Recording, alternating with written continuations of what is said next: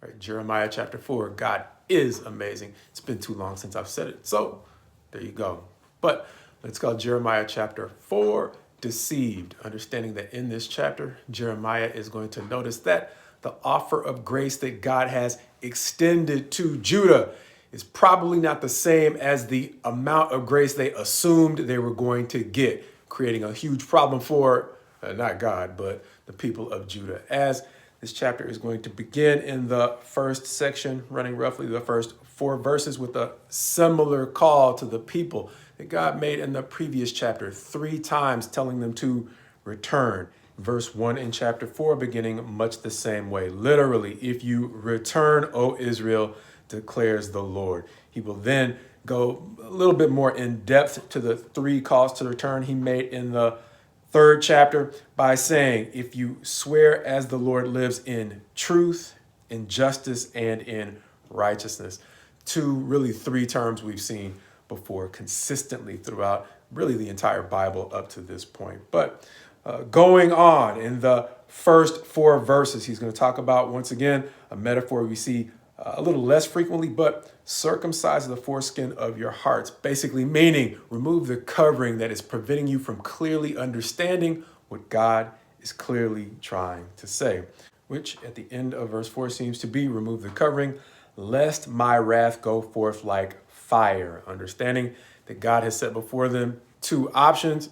Of course, they choose fire because going on from roughly verses 5 through 8, is going to say they should flee. For at the end of verse 8, the fierce anger of the Lord has not turned back from them. At which point our themed verses 9 and 10, and particularly verse 10, are going to say, then I said, Lord God, surely you have utterly deceived this people and Jerusalem, saying, it shall be well with you, whereas the sword has reached their very life. Understanding that going on from there, it is not necessarily going to be so much God who has deceived them as opposed to their own presumption. Going back to something we saw in Psalm 19, where the psalmist said, Lord, keep me back from presumptuous sins. Going on though, verses 11 through 18 are going to describe the coming judgment as a hot wind that is not there to cleanse, but to destroy, coming in judgment upon them.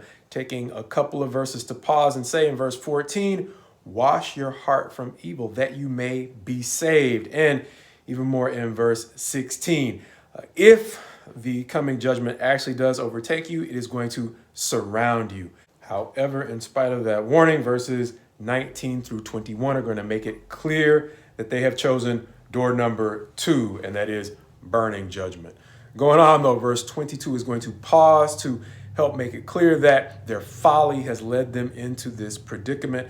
Verses 23 through the end of the chapter, talking about the way in which the judgment affecting Israel and Judah is actually going to implicate the entire earth.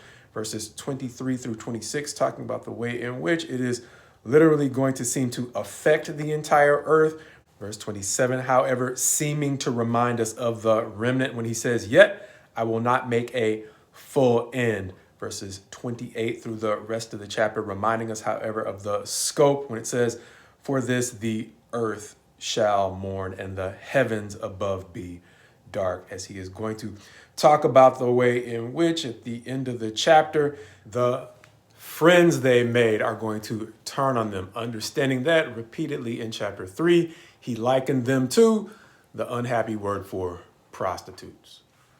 The thing that stood out to me most in this chapter, of course, being the fact that they were deceived by their own presumption, understanding that the conditions, and yes, I said the conditions on their return to God were not hidden in some fine print, which is why he was asking them, pleading with them in verse 4 to remove the covering from their hearts so that they could clearly understand what he was, like we said, clearly trying to say to them, lest his wrath go forth like fire. They did not seem to take seriously enough the degree to which a familiar theme, their integrity, mattered in verse 2, this time in the form of truth, justice, and righteousness. Likewise, the way that their thoughts mattered in verse 14. Beyond that, the way in which their deeds still mattered in verse 18. And then finally, the company that they kept still mattered in verse 30, quite possibly assuming that the grace God extended to them made all of those things great to work on, but not necessarily essential. A faulty assumption, quite possibly based on their refusal to hear what God was actually saying about grace and the way in which that assumption eventually led them to grow distant from God. And even though this chapter, at least in the ESV, never seems to literally use the terms grace or mercy, it seems to be super similar to the way in which the New Covenant will discuss exactly those terms, understanding the way in which this chapter in Jeremiah and the New Covenant describe grace as a part of God's plan for saving his people. Likewise, both this chapter and the New Covenant describe the danger of his people refusing to hear what he is actually saying about the limits of things like mercy and grace and even faith in his offer of salvation to his people.